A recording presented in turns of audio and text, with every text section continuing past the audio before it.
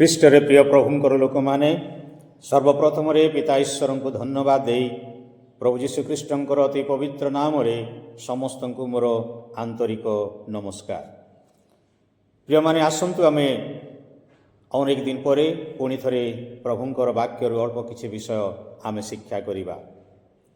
ବାକ୍ୟ ନିକଟକୁ ଯିବା ପୂର୍ବରୁ ଏକ ବିଶେଷ ଅନୁରୋଧ, ଯେଉଁମାନେ ଏପର୍ଯ୍ୟନ୍ତ ଏହି ଚ୍ୟାନେଲକୁ ସବସ୍କ୍ରାଇବ୍ କରିନାହାନ୍ତି, ସେୟାର କରିନାହାନ୍ତି ବା ଲାଇକ୍ କରିନାହାନ୍ତି, ଦୟାକରି ତାହା କରିଦିଅନ୍ତୁ, ଯେପରି ଆମେ ସମସ୍ତେ ମିଳିମିଶି ପ୍ରଭୁଙ୍କର ବାକ୍ୟକୁ ଅନେକ ଲୋକଙ୍କ ନିକଟକୁ ପହଞ୍ଚାଇବାରେ ସକ୍ଷମ ହେବା। ଯଦି ଆପଣମାନେ ପ୍ରସ୍ତୁତ ଅଛନ୍ତି ଆଜି ପ୍ରଭୁଙ୍କ ବାକ୍ୟ ଶୁଣିବାକୁ, ତାହେଲେ କୁହନ୍ତୁ, ପ୍ରଭୁ ମୁଁ ପ୍ରସ୍ତୁତ ଅଛି। ପ୍ରଭୁ ନିଶ୍ଚିତ ଭାବରେ ଏହି ବାକ୍ୟ ଦ୍ୱାରା ଆମକୁ ସମସ୍ତଙ୍କୁ କଥା କହିବେ। ଆଜି ଯେଉଁ ଅଂଶଟି ମୁଁ ଉନ୍ନୀତ କରିଅଛି ଆପଣମାନେ ପାଇବେ ମାଥ୍ୟୁ ପୁସ୍ତକ ତାର 24 ପର୍ବ 12 ପଦ।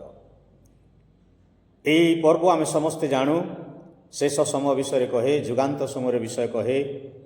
ଯେତେବେଳେ ଶିଷ୍ୟମାନେ ପ୍ରଭୁ ଯୀଶୁଖ୍ରୀଷ୍ଟଙ୍କୁ ପଚାରିଅଛନ୍ତି ଯେ ଯୁଗାନ୍ତର ଲକ୍ଷଣ ଗୁଡ଼ାକ କ'ଣ କ'ଣ ହେବ, ପ୍ରଭୁ ଯୀଶୁଖ୍ରୀଷ୍ଟ ଅନେକ ଲକ୍ଷଣ କହିଅଛନ୍ତି।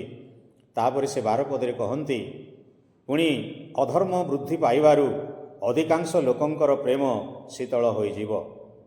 କ'ଣ ଆଜି ବାସ୍ତବରେ ଏହି ବାକ୍ୟ ସଫଳ ହେଉଛି? କ'ଣ ଆମେ ଏହି ବାକ୍ୟକୁ କେବେ ଗଭୀର ଭାବରେ ଚିନ୍ତା କରିଅଛୁ? ହଁ, ନିଶ୍ଚିତ ଭାବରେ ଆଜି ଏହି ବାକ୍ୟ ସଫଳ ହେଉଛି। ଆମମାନଙ୍କର ସମୟରେ ସଫଳ ହେଉଛି। ଯେତେବେଳେ ଆମେ ଚାରିଆଡ଼େ ଦେଖୁ ପାପ ଏବଂ ଅଧର୍ମ ଏହି ପ୍ରକାର ବୃଦ୍ଧି ପାଉଛି, ସ୍ୱାର୍ଥପରତା, ବୈମାନି, ଧୋକାଦାରୀ, ମିଥ୍ୟା, ଏହା ଲୋକମାନଙ୍କର ପାଇଁ ଏକ ସାଧାରଣ ବିଷୟ ହୋଇଯାଇଛି। ଆମେ ଯଦି ଏହି ସମୟକୁ ଚିନ୍ତା କରୁ, ବର୍ତ୍ତମାନ ଯୁଗକୁ ଦେଖୁ, ଲୋକମାନଙ୍କର ହୃଦୟ ଦିନକୁ ଦିନ କଠିନ ହେବାରେ ଲାଗୁଅଛି। ପ୍ରେମ ଏବଂ ଦୟାର ଅଭାବ ଦେଖାଦେଉଛି। ପୂର୍ବରୁ ଏହି ସମସ୍ତ ବିଷୟ ସୀମିତ ଅବସ୍ଥାରେ ଥିଲା, କିଛି ଲୋକମାନଙ୍କର ମଧ୍ୟରେ ରହିଥିଲା, କିନ୍ତୁ ଏହି ସମସ୍ତ ବିଷୟ ବର୍ତ୍ତମାନ ଯୁଗରେ ସମାଜର ଏକ ଅଭିନ୍ନ ଅଙ୍ଗ ହୋଇଯାଇଅଛି। ଏହି କାରଣରୁ ସମ୍ପର୍କରେ ବିଶ୍ୱାସ କମିଯାଉଅଛି, ପରିବାର ଭାଙ୍ଗିବାରେ ଲାଗୁଛି, ଲୋକମାନେ ପରସ୍ପର ଠାରୁ ଦୂରେଇ ଯାଉଅଛନ୍ତି। ଆମେ ଯଦି ଯେଶାୟା 53 ପର୍ବ ତାର 6 ପଦ ପାଠ କରୁ, ସେଇଠି ଲେଖାଯାଉଅଛି, ସମସ୍ତେ ବିପଥଗାମୀ ହୋଇଅଛୁ ଓ ଆପଣା ଆପଣା ବାଟ ଆଡ଼େ ଫେରିଅଛୁ। ଏହାକୁ ଯଦି ହିନ୍ଦୀରେ ଆମେ ପାଠ କରୁ, ଲେଖାଯାଉଅଛି, ସବନେ ଅପନେ ଅପନେ ରାହ ଚୁନ ଲିୟା। ଏହାର ଅର୍ଥ କ'ଣ? ଏହାର ଅର୍ଥ ହେଉଛି ଯେ ମନୁଷ୍ୟ ଆଜି ନିଜର ଇଚ୍ଛା ଏବଂ ସ୍ୱାର୍ଥ ପୂର୍ଣ୍ଣ କରିବାରେ ବ୍ୟସ୍ତ ଏବଂ ପରମେଶ୍ୱରଙ୍କୁ ସେ ଦୂରେଇ ଦେଉଛି। ଏହା ଯେ କେବଳ ସାମାଜିକ ସମସ୍ୟା, ବ୍ୟକ୍ତିଗତ ସମସ୍ୟା ବା ଭୌତିକ ସମସ୍ୟା ତାହା ନୁହେଁ, ଏହା ଏକ ଆତ୍ମିକ ରୋଗ ମଧ୍ୟ ଅଟେ। କାରଣ ଅଧର୍ମ ବୃଦ୍ଧି ପାଇବା ଦ୍ୱାରା ଆତ୍ମାରେ ମଧ୍ୟ ଆମେ ଅନେକ ପ୍ରକାର କ୍ଷତି ଦେଖିବାକୁ ପାଉଅଛୁ। ଧୀରେ ଧୀରେ ମନୁଷ୍ୟ ଧ୍ୱଂସ ଆଡ଼େ ଗତି କରୁଛି। ଆଜି କେହି କାହାର ପ୍ରତି ଅନୁଗତ ନୁହନ୍ତି। ସମସ୍ତେ ଆଜି ଆମେ ଅବାଧ୍ୟ ଜୀବନ କାଟୁଅଛୁ। ମନୁଷ୍ୟ ନିଜ ପରିବାରକୁ ଧୋକା ଦେଉଅଛି। ସନ୍ତାନମାନେ ପିତାମାତାଙ୍କର ଅବାଧ୍ୟ ହେଉଅଛନ୍ତି। ପିତାମାତାମାନଙ୍କର ମଧ୍ୟ ସନ୍ତାନମାନଙ୍କର ପାଇଁ ସମୟ ନାହିଁ। ପଡ଼ୋଶୀ ପଡ଼ୋଶୀକୁ ଆଜି ଚିହ୍ନୁନି। ପଡ଼ୋଶୀ ମଧ୍ୟରେ କୌଣସି ଭଲ ସମ୍ପର୍କ ନାହିଁ। ଆଜି ସମସ୍ତେ ପରସ୍ପରକୁ ଅଣଦେଖା କରୁଅଛନ୍ତି। ସେଇଟା ତ ବାଇବଲ କହେ ଯେ ଶେଷ ସମୟରେ ମନୁଷ୍ୟ ସ୍ୱାର୍ଥୀ, ଧନଲୋଭୀ, ଅଭିମାନୀ, ଈଶ୍ୱର ଦ୍ରୋହୀ ଏବଂ ପିତାମାତାଙ୍କର ଅବାଧ୍ୟ ହେବ। 2 ତିମୋଥୀ 3 ପର୍ବ 1 ପଦରୁ ଆଗକୁ ପଢ଼ୁ ଯଦି ଏହି ସମସ୍ତ ବିଷୟ ସେଇଠି ଆମେ ଦେଖିପାରିବା। ପରମେଶ୍ୱରଙ୍କ ଠାରୁ ଦୂରେଇ ଯିବା, ଏହା ଯେତେବେଳେ ମନୁଷ୍ୟ ଜୀବନରେ ଏହି ଘଟଣା ହୁଏ, ସେତେବେଳେ ତାର ହୃଦୟ ଶୂନ୍ୟ ହୋଇଯାଏ। ଆଉ ସେତେବେଳେ ତାର ହୃଦୟ ଯେତେବେଳେ ଶୂନ୍ୟ ହୁଏ, ସେହି ଶୂନ୍ୟତାକୁ ପୂର୍ଣ୍ଣ କରିବା ପାଇଁ ସେ ପାପ ଏବଂ ଅଧର୍ମର ଆଶ୍ରୟ ନିଏ। ପାପକୁ ସେ ନିମନ୍ତ୍ରଣ କରେ, ଅଧର୍ମକୁ ନିମନ୍ତ୍ରଣ କରେ। କିନ୍ତୁ ବାଇବଲ କହେ ତୁମେ ମୋ ଠାରୁ ଦୂରରେ ରହି କିଛି କରିପାରିବ ନାହିଁ। ଆମେ ଯଦି ଦେଖୁ ପ୍ରଥମ ରାଜାବଳୀ 11 ପର୍ବ ସୋଲୋମନଙ୍କ ବିଷୟରେ ଲେଖାଯାଉଅଛି। ସୋଲୋମନଙ୍କର ହୃଦୟ ପରମେଶ୍ୱରଙ୍କ ଠାରୁ ଦୂରେଇ ଗଲା। ଏଠି ଲେଖା ଅଛି ସୋଲୋମନ ଈଶ୍ୱରଙ୍କ ଠାରୁ ବିମୁଖ ହେଲେ। ଆଜି ବାସ୍ତବରେ ତାଇ ତ ଘଟୁଛି, ମନୁଷ୍ୟ ପରମେଶ୍ୱରଙ୍କ ଠାରୁ ଦୂରେଇ ଦୂରେଇ ଯାଉଅଛି। ଦ୍ୱିତୀୟରେ ସ୍ୱାର୍ଥପରତା ଏହି ପ୍ରକାର ଭାବରେ ବୃଦ୍ଧି ପାଉଅଛି, ଯାହା ପାପର ଏକ ମୁଖ୍ୟ କାରଣ ଅଟେ, ଅଧର୍ମର ଏକ ମୁଖ୍ୟ କାରଣ ଅଟେ। ମନୁଷ୍ୟ ଯେତେବେଳେ ନିଜର ମଙ୍ଗଳ ଚିନ୍ତା କରେ, ନିଜର ସ୍ୱାର୍ଥ ଚିନ୍ତା କରେ, ସେତେବେଳେ ଅନ୍ୟର କ୍ଷତି କରିବାକୁ ଓ ଅନ୍ୟକୁ ଆଘାତ ଦେବାକୁ ସେ ପଛଘୁଞ୍ଚା ଦେଇନଥାଏ। ସେ ଚାହେଁ ଯାହା କିଛି ହେଇଯାଉ, କିନ୍ତୁ ମୋର ସ୍ୱାର୍ଥ ପୂର୍ଣ୍ଣ ହେଉ। ମୋର ସ୍ୱାର୍ଥ ପୂର୍ଣ୍ଣ କରିବାରେ ମୋତେ ଯାହା କରିବାକୁ ପଡ଼େ ମୁଁ ତାହା କରିବି। ଆଜି ସେହି ପ୍ରକାର ମନୁଷ୍ୟ ଚିନ୍ତା କରୁଅଛି। ତୃତୀୟ ବିଷୟ ଭୌତିକ ସୁଖର ଅଭିଳାଷା। ଆଜି ମନୁଷ୍ୟ ଧନ, ଚାକଚକ୍ୟ, ଜାଗତିକତା ପଛରେ ଏମିତି ଭାଗୁଛି ଯେ କହିଲେ ନ ସରେ। ଆଜି ୟାର ପଛରେ ଦୌଡ଼ିକି ତାକୁ ଯାହା କିଛି କରିବାକୁ ପଡ଼େ ସେ ସମସ୍ତ ବିଷୟ କରୁଅଛି। ଆଜି ଅନେକ ତଳକୁ ଖସି ଯାଉଅଛି। ଏହି ଧନର ସାମ୍ନାରେ, ପ୍ରାଚୁର୍ଯ୍ୟତାର ସାମ୍ନାରେ, ଭୌତିକ ସୁଖ ସମୃଦ୍ଧି ସାମ୍ନାରେ ଆଜି କୌଣସି ପ୍ରକାର ସମ୍ପର୍କ ମନୁଷ୍ୟ ପାଇଁ ବଡ଼ ନୁହେଁ। ଯେକୌଣସି ସମ୍ପର୍କକୁ ସେ ଛିନ୍ନ କରିବାକୁ ଲାଗୁଅଛି। ଟିକେ ଚିନ୍ତା କରୁ, ଆମେ କିଛି ବର୍ଷ ତଳକୁ ଚାଲିଯାଉଁ, ମନୁଷ୍ୟ ମଧ୍ୟରେ କି ପ୍ରକାର ପ୍ରେମ ଥିଲା, ଭାଇ ଭାଇ ମଧ୍ୟରେ କି ପ୍ରକାର ପ୍ରେମ ଥିଲା, ପରିବାର ମଧ୍ୟରେ କି ପ୍ରକାର ପ୍ରେମ ଥିଲା, ମଣ୍ଡଳୀ କି ପ୍ରକାର ପ୍ରେମ ଥିଲା, ଈଶ୍ୱରଙ୍କ ପ୍ରତି କି ପ୍ରକାର ପ୍ରେମ ଥିଲା। ହଁ ପ୍ରିୟମାନେ, କିନ୍ତୁ ଆଜି ବାସ୍ତବରେ ଏହି ଅଧର୍ମ ବଢ଼ିବାରୁ ବା ଅଧର୍ମ ବୃଦ୍ଧି ପାଇବାରୁ ସେହି ପ୍ରେମ ଧୀରେ ଧୀରେ ଶୀତଳ ହେବାକୁ ଲାଗିଅଛି। ଭୌତିକ ସୁଖ ସମୃଦ୍ଧି ପଛରେ ଆମେ ଅନେକ ସମୟରେ ଭାଗୁଅଛୁ।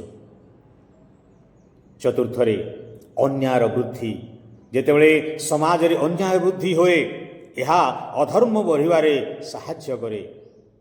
ଯାହା ଭଲ ତାକୁ ମନୁଷ୍ୟ ମନ୍ଦ କୁହେ ଏବଂ ଯାହା ମନ୍ଦ ତାକୁ ମନୁଷ୍ୟ ଭଲ କହିଥାଏ। ଆଜି ଏହି ପ୍ରକାର ଅନ୍ୟାୟ ବଢ଼ୁଅଛି ପୃଥିବୀରେ। ଆଜି ନ୍ୟାୟ ବିଷୟରେ ବା ସତ୍ ବିଷୟରେ ଯଦି ଆପଣ ପ୍ରମାଣ କରିବେ, ତାହେଲେ ମଧ୍ୟ ସାକ୍ଷୀର ଆବଶ୍ୟକତା ହୁଏ। ଆଜି ଅନ୍ୟାୟ ସାମ୍ନାରେ ନ୍ୟାୟ ପ୍ରାୟ ପରାସ୍ତ ହେବାରେ ଲାଗିଅଛି। ସମସ୍ତେ ମନ୍ଦକୁ ଭଲ ଏବଂ ଭଲକୁ ମନ୍ଦ କହୁଅଛନ୍ତି। ଯିଶା 5 ପର୍ବ 20 ପଦରେ ଏହାର ଉଦାହରଣ ଆମେ ଦେଖିବାକୁ ପାଉ। ଏହାର ମାନେ କ'ଣ? ସମସ୍ତେ ନିଜର ଚକ୍ଷୁରେ ଯାହା ଭଲ ଲାଗୁଅଛି ତାହା ହିଁ କରୁଅଛନ୍ତି, ଯାହାଫଳରେ ସମାଜରେ ଅରାଜକତା ଏବଂ ଅଧର୍ମ, ଦୁଷ୍ଟତା ଏହି ସମସ୍ତ ବୃଦ୍ଧି ପାଉଅଛି। ଚାରିଆଡ଼େ ଶାନ୍ତି ଭଙ୍ଗ ହେଉଅଛି। ସମାଜ ଏବଂ ପରିବାର ମଧ୍ୟରେ, ବ୍ୟକ୍ତିଗତ ଜୀବନରେ ଆମେ କୌଣସି ଶାନ୍ତି ଦେଖିବାକୁ ପାଉନାହୁଁ। ଏହାର କାରଣ ହେଉଛି ଅଧର୍ମ ଏବଂ ଅନ୍ୟାୟର ବୃଦ୍ଧି। ଯିଶାୟା 48 ପର୍ବ 22 ପଦରେ ଲେଖାଯାଏ, ସଦାପ୍ରଭୁ କହନ୍ତି, ଦୁଷ୍ଟର କିଛି ଶାନ୍ତି ନାହିଁ। ହଁ ପ୍ରିୟମାନେ, ଏହି ଅଧର୍ମ ବୃଦ୍ଧି ପାଇବାରୁ ଆଜି ଏହି ସମସ୍ତ ସମସ୍ୟା ଗୁଡ଼ାକ ଆମେ ସମାଜରେ ଦେଖୁଅଛୁ, ଏହି ପୃଥିବୀରେ ଦେଖୁଅଛୁ। ଆପଣ ଯୁଆଡ଼େ ଦେଖିବେ ଅନ୍ୟାୟ, ଯୁଆଡ଼େ ଦେଖିବେ ବଳତ୍କାର, ଯୁଆଡ଼େ ଦେଖିବେ ମିଥ୍ୟା, ସ୍ୱାର୍ଥପରତା, ଏହି ସମସ୍ତ ଆଜି ମନୁଷ୍ୟ ଜୀବନରେ ପ୍ରଥମ ସ୍ଥାନ ଗ୍ରହଣ କରିଅଛି ଏବଂ ପରମେଶ୍ୱରଙ୍କର ପ୍ରେମ, ପରସ୍ପର ପ୍ରତି ପ୍ରେମ ଆଜି ନଷ୍ଟ ହେବାରେ ଲାଗିଅଛି। ତ ପ୍ରଶ୍ନ ଉଠେ, କ'ଣ ଆମେ ଏହିସବୁ ଅଧର୍ମ ଓ ପାପରୁ ମୁକ୍ତି ପାଇପାରିବା ନାହିଁ? ବାଇବଲ ତାର ଉତ୍ତର ଦିଏ, ହଁ, ଆମେ ନିଶ୍ଚିତ ଭାବରେ ମୁକ୍ତି ପାଇପାରିବା। ବାଇବଲ ଆମକୁ ମାର୍ଗ ଦେଖାଏ। ଆମେ ପୁଣି ଥରେ ଆମର ଯେଉଁ ପ୍ରେମ ହଜିଯାଇଅଛି ଈଶ୍ୱରଙ୍କ ପ୍ରତି, ପରସ୍ପର ପ୍ରତି, ଆମେ ତାକୁ ପୁଣି ଥରେ ପୁନର୍ଜୀବିତ କରିପାରିବା। ପ୍ରଥମ ଜିହନ 1:9 କହେ, ଯଦି ଆମେ ନିଜର ଅଧର୍ମକୁ ସ୍ୱୀକାର କରି ପରମେଶ୍ୱରଙ୍କ ଆଡ଼େ ଫେରିବା, ସେ ଆମମାନଙ୍କର ସମସ୍ତ ପାପ ଏବଂ ଅଧର୍ମକୁ କ୍ଷମା କରିବା ପାଇଁ ନ୍ୟାୟବାନ ଏବଂ ବିଶ୍ୱସ୍ତ ଅଟନ୍ତି। ପୁଣି ଥରେ ଯେଉଁ ପ୍ରେମ ଶୀତଳ ହୋଇଯାଇଅଛି ଆମେ ତାକୁ ପୁନର୍ଜୀବିତ କରିପାରିବା। ତାର କାରଣ ହେଉଛି ଈଶ୍ୱରଙ୍କ ନିକଟକୁ ଆମକୁ ଫେରିବାକୁ ପଡ଼ିବ। ଈଶ୍ୱରଙ୍କ ନିକଟକୁ ଆମକୁ ପୁଣି ଥରେ ଫେରିବାକୁ ପଡ଼ିବ। ପ୍ରଥମ ଯୋହନ 4:8 କହେ, ଯେ ପ୍ରେମ କରେ ନାହିଁ ସେ ଈଶ୍ୱରଙ୍କୁ ଜାଣି ନାହିଁ, କାରଣ ଈଶ୍ୱର ତ ପ୍ରେମ ଅଟନ୍ତି। ହଁ ପ୍ରିୟମାନେ, ଯଦି ଆମେ ପରମେଶ୍ୱରଙ୍କୁ ହୃଦୟରେ ସ୍ଥାନ ଦେବା, ଯଦି ଆମେ ପରମେଶ୍ୱରଙ୍କ ସହିତ ଲାଗିକି ରହିବା, ତାହେଲେ ଆମେ ସେଇ ଶୀତଳ ପ୍ରେମକୁ ପୁଣି ଉତ୍ତପ୍ତ କରିପାରିବା। ପୁଣି ଥରେ ସେହି ପ୍ରେମ ଆମମାନଙ୍କର ଜୀବନରେ ଦେଖାଦେବ। ଯଦି ଆମେ ପରମେଶ୍ୱରଙ୍କ ଠାରୁ ଦୂରକୁ ଚାଲି ଯାଇଛୁ, if we are going distance from God, remember God is always longing for our return. ପୁଣି ଥରେ ଆମେ ପରମେଶ୍ୱରଙ୍କ ଠାରୁ ଫେରି ଆସୁ, କାରଣ ସେ ଚାହିଁ ବସିଅଛନ୍ତି ଆମର ପାଇଁ। ବାଇବଲରେ ଅନେକ ପଦପର୍ବ ଅଛି, ଯେପରିକି ଗୀତ ସଂହିତା 139 7-12 ଯାଏ ପଢ଼ିଲେ, ଦ୍ୱିତୀୟ ପିତର 3:9, ଆଉ ଯେପରି ମୁଁ କହିଲି ପ୍ରଥମ ଯୋହନ 1:9। ପ୍ରଭୁ ଅନେଇକି ବସିଅଛନ୍ତି। ଆମେ ଯଦି ଈଶ୍ୱରଙ୍କ ଠାରୁ ଦୂରେଇ ଯାଇଛୁ, ଯଦି ଆଜି ସେହି ପ୍ରେମ ଆମର ଶିଥିଳ ହୋଇଯାଇଛି, ଆମେ ପୁଣି ଥରେ ସେହି ପ୍ରେମକୁ ଉତ୍ତପ୍ତ କରିପାରିବା।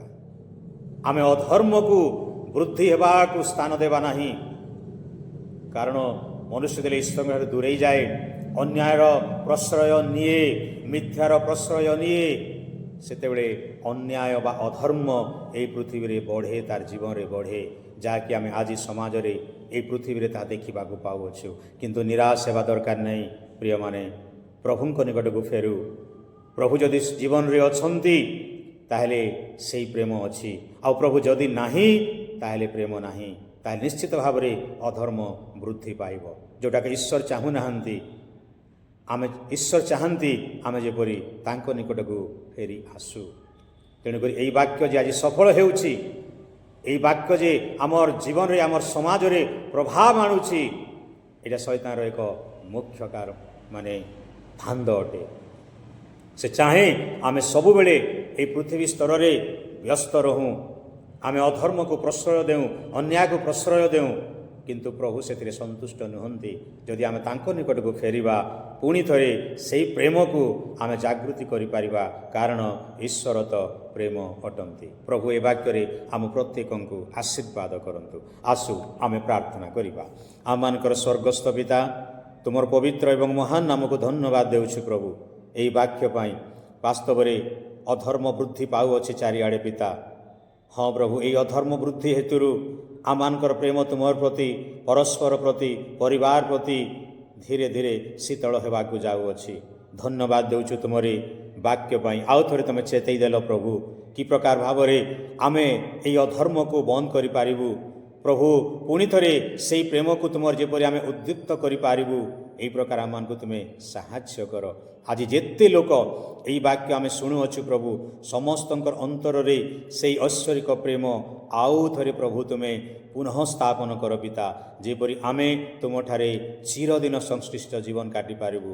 ଗୌରବ, ମହିମା, ପ୍ରଶଂସା ସବୁ ତୁମକୁ ଦେଇ ତ୍ରାଣକର୍ତ୍ତା ପ୍ରଭୁ ଯୀଶୁଙ୍କ ନାମରେ ଏହି ପ୍ରାର୍ଥନା ମାଗୁଅଛୁ।